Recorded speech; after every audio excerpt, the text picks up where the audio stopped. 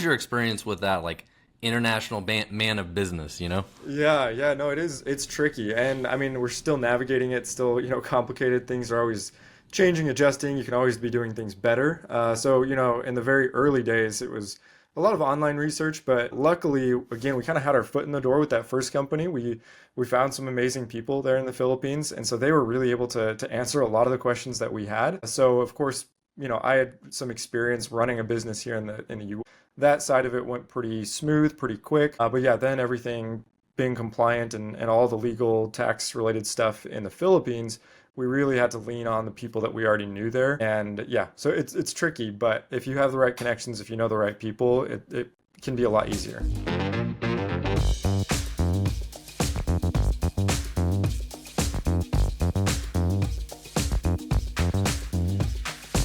And we're back for another episode of the Startup Hustle. This is your host, Matt Watson.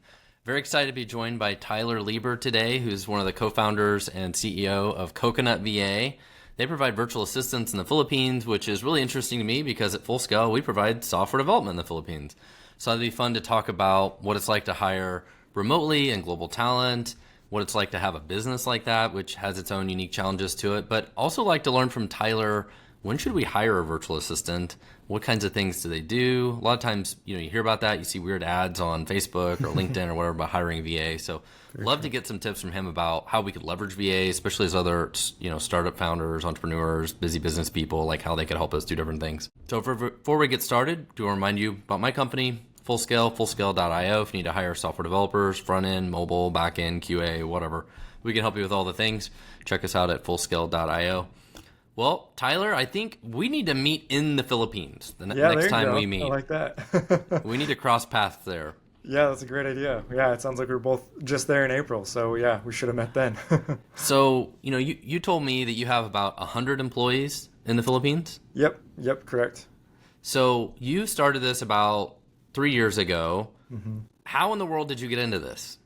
Yeah. And I have my own crazy story of that. But yeah. How did you get into this? Yeah, everybody's got their own crazy story about it. So for us, my original co-founder, we actually started a company previous to this. Right out of college, we created a market research company. We basically told other startups if they had a good idea or not, if they could actually go to market with their idea. And we used virtual assistants pretty heavily in that company. So, obviously helping us on kind of more of an executive assistant side of things, but also running the reports and a lot of the analysis on the back end. And in that company, we had quite a few clients ask us like, hey, where did you find that person? Like, they did an amazing job on this. Like, how did you find those people? And so we kept hearing that, kind of throughout the life of that company. We ended up selling that company and we were kind of looking for our next idea. And our minds went back to that, back to those questions. So we started doing some testing, doing some customer surveys, and found, kind of a niche there where we could, offer amazing benefits, amazing pay to people in the Philippines, and we could find them amazing jobs here in the U.S. working remotely.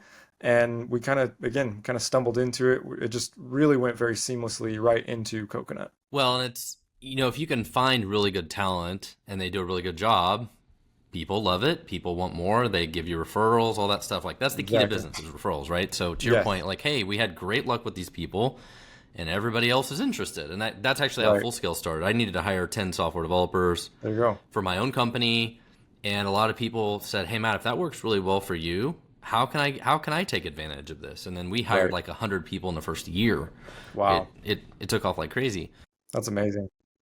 So you start this in, say, summer of 2021. Before then, had you ever been there? No, I had never been there. Yeah, I'm here in Arizona, and we actually started when we were up in Utah. So a lot of people would ask us, like, did you serve your LDS mission over in the Philippines? But no, neither of us had ever visited the Philippines before we started it. So you start the business in 2021. When was the first time you went there? The first time I went there was actually this past April, which is pretty crazy. Wow. Yeah, 3 years later. About almost 3 years later was when I first visited. My original co-founder, Eric Espinosa, he actually visited the year prior to meet some of our internal team. It didn't work out for me. I just had a baby fairly recently. And so, yeah, it didn't work out for me, but he was able to visit a year earlier. So tell us, what is it like to start a business in another country? Yeah. So I went through this, but I'm curious, what is your take on, like, Okay, how do you create a bank account? How do you start a Right. company? How do you do all the things? Like, what was your experience with that? Like, international man of business, you know? Yeah, yeah, no, it's tricky. And I mean, we're still navigating it, still, complicated. Things are always changing, adjusting. You can always be doing things better. So, in the very early days, it was a lot of online research, but luckily, again, we kind of had our foot in the door with that first company. We found some amazing people there in the Philippines, and so they were really able to answer a lot of the questions that we had. So, of course, I had some experience running a business here in the U.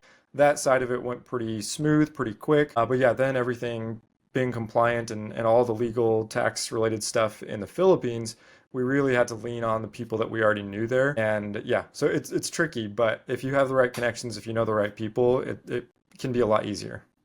Our struggle when we first started is we're like, hey, we need an office space. We need to hire like 20 people. Yeah. But before you can do any of that, you have to, create a, kind of like an EIN number in the United Uh-huh. States, right? You need to get your like Right. federal tax ID, right? Yep. Well, the problem Yep. there back then, this was 2018, that was a slow process. Like, you don't just like Yeah. go online and submit a form and get it the next day or whatever, kind of like in the Right. United States. So, technically we weren't supposed to do any of that. We were paying our employees basically via like PayPal or something then because we Yeah. couldn't do payroll and all the stuff the right way. But we managed to get like an office, and of course the BIR, which is the same as the IRS here, was Yeah. actually across the street from us. Oh, no And way. at some point in time, they had came by and saw that we were operating, and they're like, "Well, why aren't you? You're not licensed to do this, blah blah blah." Yeah. And we're like, "Hey, we filled out all the stuff. We're just waiting for you guys to, approve it all." And of course, the guy's like, "Well, I could help you take care of that." Yeah. Wink, wink, wink. And of course, we're like, "Yeah, that'd be great. Could you take care of that? Thank you. Now go away." Right. Right. No, we're not going to pay you for this. We're not Yeah. going to pay some ransom for this, dude. Just go back to your office across the street and approve our stuff, please. Thank Right. you. Right. But did you ever have any That's of those awesome. weird moments over there yet? No, luckily we haven't had anything quite like that yet. No, it's been fairly smooth for us. I can definitely see that happening, but no, luckily for us, it's been fairly smooth. Yeah, there seems to be this culture of fixers. Like, you want your Yeah, driver's license, you can wait in line for 4 hours, or you pay this guy like $20 and he'll yeah, do it for you. Like, yes, that yeah, seems like that's a very common thing there. yeah. One of Happens a my little bit more brother often there. One of my brother-in-laws there got his driver's license and had never driven a car once in his entire life, but No got his way. driver's license because you could just pay somebody to do it Oh for my you. Like, gosh. yeah, Yeah, that's crazy. Yeah, interesting things.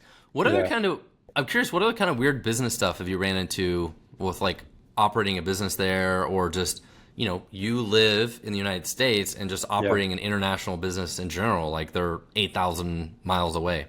Right. Yeah, I mean, there's a ton of different aspects to it. Obviously, just culturally and just the way they live is quite a bit different than where we live here in the U.S. And so navigating all of that, and even navigating just, I guess, like financial or like benefit, expectations. So one thing that we found out early on is about this 13th month pay thing. So Yeah. basically, at the end of the year, your VAs or your employees in the Philippines, they get like an extra month of salary, and that was Yeah. so novel, weird to us. Like, what are you talking about? That's so weird, we just have never heard of that. So little things like that we just didn't expect. And then even like the things that people in the Philippines just appreciate on the benefit side of things, like they just prioritize things maybe differently than people here in the US. Like one of the things that we're toying with right now is the idea of like a pet stipend to help you take care of your pet. Because I swear, like, I don't know, I should run the numbers one day, but most of our internal team, they have not just one, dog or one cat. Like they have 9 cats or they have 10 dogs. They Oh, have many geez. pets in their house, and so to kind of help them take care of those Plus four those pets. roosters. Don't forget Yeah, the exactly. roosters. Yeah. And so, little things like that you just have to be aware of, or you have to learn over time uh, to really like impress and delight the people that are working for you, is focused on the things that they care about, and the Yeah. things that are actually applicable to them. Well, it's like when the service that you provide is talent, right? Like taking care of the Yeah. talent is super critical, Yeah, and at full exactly. scale, that's priority for us too, right? It's figuring out, Yeah. okay, how do we take care of these people? And I'm curious, one of the things you get at scale, how do you help train, mentor the career growth of these people? Like, have you got to that stage where like, man, how do we help these people grow in their career? Like all of a sudden we have Right. 100 people you start to run into different things like that when you're 10 Yeah. people you don't think about. Yeah, no, so true. And yeah, I'm one of the things is even just kind of how we even brand the Filipino side of our company. Like we call people virtual assistants, right? We call our talent virtual assistants, and a lot of times that makes sense to a US person, and a lot of times that makes sense to people in the Philippines. But when you get to the higher paid talent, the people that have been, directors at a BPO company or any other Yeah, company, that actually starts to become a little bit degrading, right? Like sure. they don't want to be seen as a virtual assistant. Like if we pitch them all these amazing benefits, above average pay, like all this great stuff, that's wonderful. But if we call them a virtual assistant, Yeah. yeah, The it still job title feels, matters to them. yeah, The job title exactly. matters. Totally. And so, yeah, interesting parts about that where you have to brand it kind of differently to the people, to the client facing side of things compared to the Filipino side of things. Well, so tell me this. When people think of virtual assistants, people probably think of somebody that's helping me with my schedule or my Yeah. email or whatever, or maybe Yep. helping do some data entry, planning travel. I don't know, like just all sorts of different things like that. But Yeah. I'd love to hear your take. Like, what do your clients come to you and they want your team do? Like, what do virtual assistants actually do? Yeah. Yeah. Great question. So it is interesting because it's very customizable, which is wonderful, and it's fascinating to see different use cases throughout our different clients. Like I think one thing that people don't realize is that if you are hiring an executive assistant, or in this case, what we call a virtual assistant, which is fairly synonymous, you are hiring somebody that is just there to help you in whatever possible way that they can. So yeah, a lot of times that does, entail a little bit of email management, inbox management. But like one random example that I saw the other day is this CEO was wanting to basically do a build out in their basement. And so they tasked the VA with that, like, hey, go out, find quotes, and come up with some blueprints and, figure out a plan for this basement project, right? And so, it's work and personal life. And it's Yeah. literally just anything that will help the CEO focus on what they do best in the company. And sometimes that does, require, a few things on the personal side, or, even event management. I've been doing a pickleball networking event here in Phoenix. Oh, And so nice. every month we'll, throw a little pickleball networking event. And I've had, my executive assistant or, people on the team that help me with that just because it's not something I need to be doing. I don't have to be doing all that outreach or that planning or the venue, management. That's something that it doesn't have to be me, even though I'm the face of it. I'm the person actually at the event. All of the background work doesn't have to be done by me. So do you think about all of them like their executive assistants? Like most of them are working for executives, or some of them, for example, are they people that are doing marketing related stuff, or more like accounting and payroll, Right. or data entry, Yeah. or actually doing like customer support, product support, chat support? Like, do you help do all these different things, or how do Yeah. you think about this? Yeah, and it's very tricky. I'm sure you've run into it maybe just a little bit. I know you're doing more of the dev side, but for us, the virtual assistant term is like, I'd say, It could mean all of those things I yeah, just it can mentioned. mean all of those things, but most people think of it, oh, like that's a personal assistant.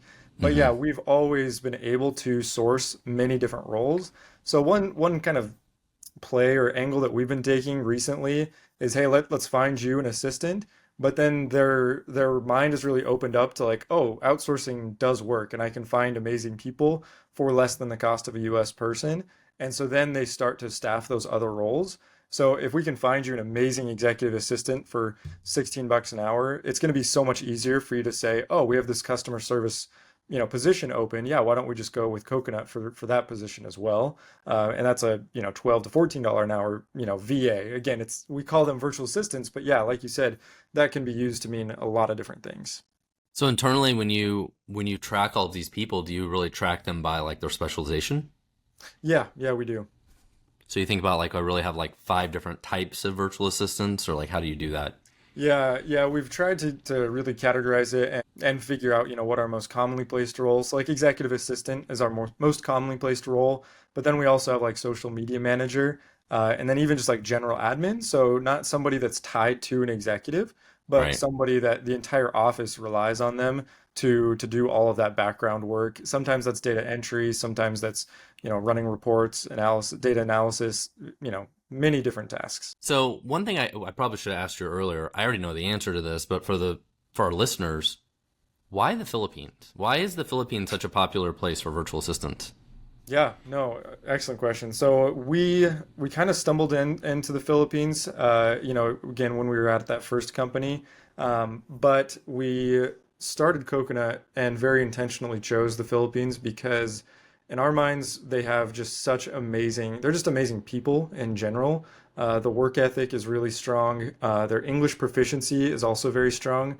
And then even just culturally, there are definitely, unique parts about US culture, Philippine culture, but there is a lot of crossover. There's a lot of overlap, and they typically will watch, a lot of the same like Netflix shows that we watch. Yeah. Which leads to just a lot more trust and relatability. And we knew that we wanted that for our internal team. And then we knew that a lot of our clients were going to seek that, if they're hiring an executive assistant to help them with their basement project or with their email, like they want to be able to relate to that person and communicate very easily with that person. So yeah, definitely a few factors, but those are some of the biggest ones that I think of. I mean, they're just some of the nicest, happiest people in the world. Yeah.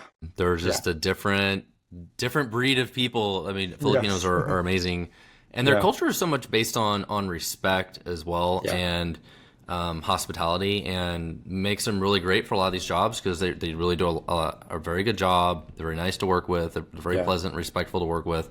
Yeah. And just have a great work ethic. They're very good, and for the same reason you have a lot of success with the virtual assistants, we have a lot of great success on the software development side. So Yeah. we have about 300 employees that do the software development side of things. So I don't have a virtual assistant. I don't have an executive assistant. I've never had one. Why should I get one? What should I Great think about? question. I think the problem I have is like I don't know what I would have them do. Yeah. Like I can see like once in a while I'm like help me do this one random weird little thing or something, but Right. what would I have them do? Yeah, no, it's an excellent question. We obviously get that all the time. We're working on a few, more marketing focused like white papers or use cases to show people like, oh, this is, Taylor at this company and this is how he uses his executive assistant. So that's one thing that we're working on right now because that's a question that we constantly get. Of course, that baseline functionality I'd say is the email management, the calendar management. But again, just all of those other admin tasks that I think every founder has on their plate, that they always feel like they need to complete on their own. And that's one thing that we really counsel and advise people to do is just take a week or two and write down all of the tasks and projects that you're completing that week and figure out which ones are you doing, constantly or repeatedly, and then figure out, okay, is that something that absolutely has to be done by me, or could I train somebody to do that task for me? And I think I don't think we have any danger of running out of business because I think that always happens as companies and as founders are more successful. They continue to grow.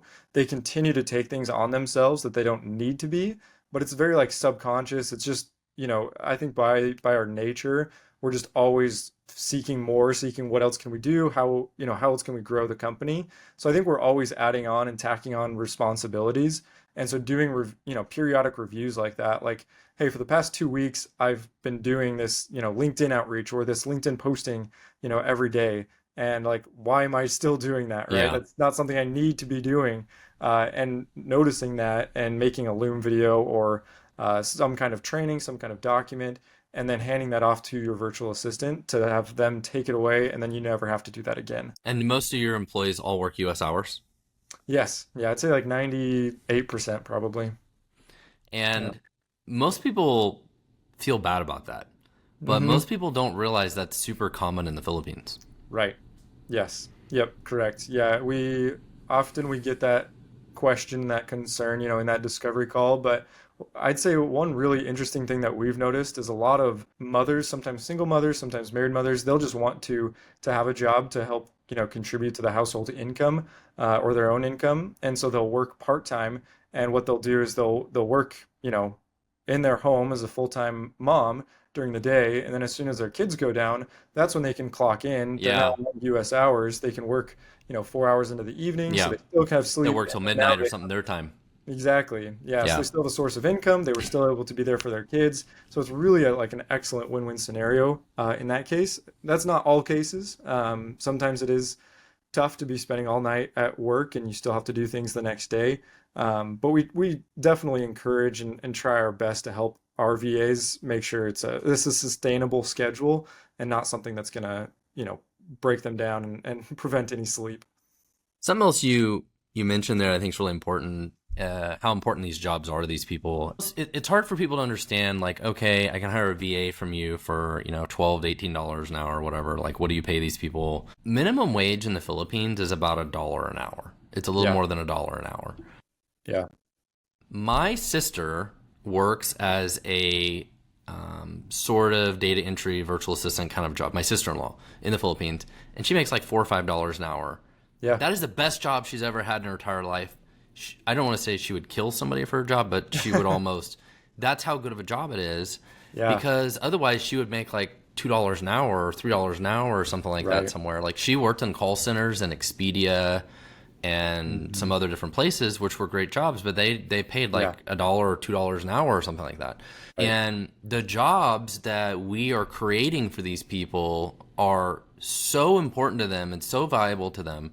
And they're by far some of the best opportunities and best jobs that they will find. And part of the reason I say this is it makes them so dedicated to these jobs, and they want to do such a great job.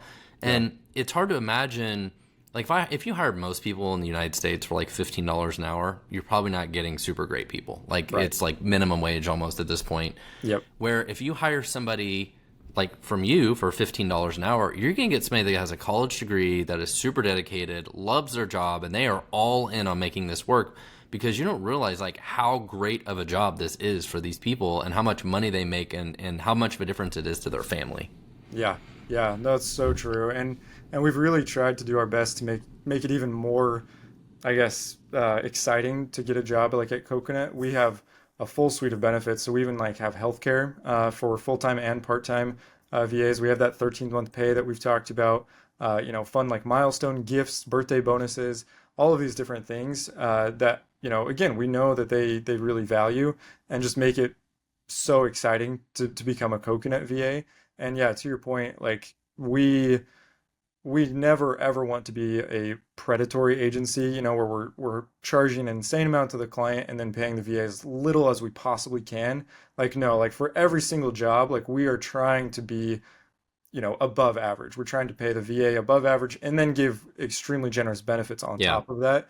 And like you said, that's going to lead to a lot less churn. It leads to a lot more loyalty. So I think when we have any contract churn, what we calculated recently is like 3% of the time, that's because the VA is leaving. Every other occasion, it's just because the client, they're doing layoffs or they're going in a different direction, whatever it might be. So that's really amazing, that the VAs are never really leaving these jobs because they love the job. They want to stay there as long as they can. And they're getting great experience, with US companies. So yeah, I totally agree with you. So I'm curious, you have this great business. I'm sure you get a lot of referrals, a lot of word of mouth. How do you grow your business? Like, how do you do sales and marketing for a business like this? Yeah, it's tricky. I mean, like you said very early in the call or on the podcast, we do have competition with, I'd say, more of those like predatory agencies, or with just anybody in the industry. There's a lot of people trying to advertise, trying to cold email, cold call, these US founders. And so I think after a while, anything about virtual assistants or outsourcing, founders become a little bit deaf to that. And I think that's why referrals are so important in this type of a business, because really just that trust building and that relationship building is the key to making any sales in this industry. And that's something we've noticed. So I'd say basically from day one, 50 to 60% of our business has come from referrals, and then the rest has come from content marketing. So we are finding brand new people, but that's only because we've built trust and kind of a quasi relationship with them through our content. We've shown them that they can trust us, and then we can staff people at their company. And that's exactly what we see at Full Scale. Like the same thing. People get emails every day from people in India, Latin America, all over the place for software development services. Don't know any of these people, and they ignore all of them, right? So best case scenario, you're another email in their inbox that they ignore. Yeah, so true. It's super difficult. It's a type of service that is sold almost entirely based on trust. Like if people don't trust you, they're not going to do business with you. And referrals, of course, is one of the best ways to do that. Content marketing also works really well. That's part of the reason we do this podcast. There you go. I have a newsletter at startuphustlenews.com that's 30,000 people are subscribed to. Congrats. And we post on LinkedIn and we do some other stuff. What kind of content marketing do you guys do? Yeah, I mean, so again, my original co-founder, his name's Eric, and then we brought on a new co-founder recently. His name's George. All three of us have pretty consistently posted on LinkedIn, and I'd say one of the most fascinating things to me, at least, is we'll post content about whatever's going on in our life or whatever struggles we're encountering as just founders of a company, and we'll get business from that. So my classic example is Sales Navigator, LinkedIn Sales Hmm. Navigator. You can, kind of cold message people. And so for a while, I really wanted to try to figure out how can I pitch VAs and get some positive replies, get some business. And, I don't know the exact numbers, but I probably sent, one or 2,000 messages, right? And I didn't get, I don't think, a single client from it, maybe one client. But then I started my pickleball networking, group and event, and I started messaging people about that. And within 500 messages, I had a ton of people interested in that pickleball networking event. But the fascinating thing to me was like, whereas before it was, hey, here's this amazing VA, like you would get no reply. Now Yeah. it's like, hey, here's this awesome pickleball networking event. It's like, oh, I don't really want to go to that, but can you tell me more about your VAs? And it's so Interesting. just so fascinating. Like if you're really truly trying to connect and be genuine with people, they will be, I think just inherently interested in what you're working in and how you might be able to help them. Yeah, I think that's a great insight. And I mean, if you send somebody a message on LinkedIn, they may read the little message and are like, delete. But Yeah, if it's more intriguing, they're more likely to go to your profile. right. They're going to look at your profile and be like, okay, well, maybe this is a little more interesting. I'm going to ask this guy Yeah, about this coconut VA thing. yeah, Yeah, I think it's exactly. great, but it's so hard to do that at scale. That's why you need It to hire a is. virtual assistant to actually help do this, right? Exactly. Exactly. Yes. No, and I'm sure you've done that as well. Just delegated a lot of those responsibilities. But yeah, for us, we're right now we're trying to another I guess angle we're trying to take is webinars. So every month we'll host a webinar that we're truly just trying to bring value to founders. And like you said, yeah, we have a VA on our team. They're Yeah. the ones reaching out on LinkedIn, sending out some cold emails, trying to get people to that, and again, just delivering value as best we can. How many people do you get to show up to your webinar? So we've been doing it only for a few months now. This past one, we actually had, I think, 600 people Oh, wow. sign up on LinkedIn. I think we had 50 to 100 people show up. So you're doing like LinkedIn Live, No, we actually just did a LinkedIn event and then a sent LinkedIn people event. to Zoom. Yeah, Okay. Okay, yeah, cool. Yeah, what's the struggle is you do all these different things, and even us with the podcast and newsletter, all this kind of content marketing, and it's really hard to know if any of it works. yeah. You do all this stuff, and you really Right? don't know. Yeah, And so true. somehow some of it works, and you Yep. anecdotally hear stories. I hear a story about this guy's like, somehow or another, I read this thing, and then I ended up in your newsletter, and then I listened to Right? one of your podcast episodes, Yeah, and then I went to your website and I scheduled a call. But I hear that story like once every 3 months, yeah, like, yeah, totally. and then it's just so hard. It's so hard. Sales and marketing is hard for every business, and every business is totally different on how you do sales and marketing. So I always love to Yeah. hear how other people do sales and marketing. Yes, yeah, definitely. I think Adam Robinson, he's great on LinkedIn. He's got retention.com and Yeah. RB2B. Yeah, and he's talked about that quite a bit where yeah, he does I think I can't remember how many podcasts a week, but he always tries to become a guest on, however many podcasts a Yes. week. And I'm no, he interviewing doesn't know him the tomorrow. exact. Yeah, there you go. Oh, awesome. That's He'll be exciting. on. He'll be on Startup Hustle. The secret's out. Oh, nice. That's exciting. That's amazing. So yeah, there you go. That's him at work and he doesn't know the direct I guess ROI, Yeah. or You don't benefit know. from that. And he doesn't know that, right? And he admits that openly, but he still does it because, again, that once every 3 months, that's worth it to him. I think what I learned here is I need to start a pickleball club. Yeah, I agreed. think that's what I learned from you today. Yeah, no, there's been a few copycats already in the area. Well, speaking of that, when you guys do sales and marketing, are you doing it to all of the U.S. or did you say you were in Arizona? Like, do you Yeah. focus like locally, or do you have customers nationwide? Yeah, we have customers nationwide, and I would love to have more in Arizona just so I can meet them in person. But yeah, no, we have people all throughout the U.S. and then we also actually have some international clients, Okay. the UK, and then I think we had one in Dubai, and then Australia. So yeah, we've had a few international clients as well. But our marketing is really focused in targeting the U.S. based audience. Okay. Yeah. Well, very cool, man. This is a very cool business. I'm curious if you have any other tips out there for people that are thinking about, like, should I hire a VA? What would I have them do? Like, do you have any other Yeah. tips about, or like tips about like how to work with a VA and get better usage out of them? Yeah, great question. One tip that I always give, we've kind of talked about it as like a strategic vacation. So one thing that I like to tell founders to try out is, hey, take this like strategic vacation. So take 3 or 5 days where you don't bring your laptop, you don't bring anything, related to work. And then you just note down all of the things that basically break, once you've come back or even before you leave. Like, hey, this is the thing I'm most nervous about, or, this whole list of tasks and responsibilities that would keep you from enjoying that vacation. And then once you get back, really look into that list and see, okay, yeah, this is something that's dependent on me, and either try to find a way so it's not dependent on you. And that's really, I think, where the VA comes in, is trying to move all of those things from that list to your VA or just to somebody else that you trust, so that you can take those vacations and really enjoy them fully. And I think that's key for founders, is to not be the bottleneck in their business. And I think that's where a lot of founders struggle, is that everybody is relying them for everything. And being that active, it is an active process to move those things off of your list to other people on your team. How long do you think it takes people to train an executive assistant to do that stuff? Is that like a 90-day kind of process or? Yeah, I mean, it depends on the task, of course, but we're hiring people that have already been an executive assistant for a number of years, and so oftentimes they even bring their own ideas of like, hey, I could be doing this for you, or hey, I could be doing Yeah, this for you, which is really nice. that's what I And would I feel need. like a lot of the times they can kind of hit the ground running.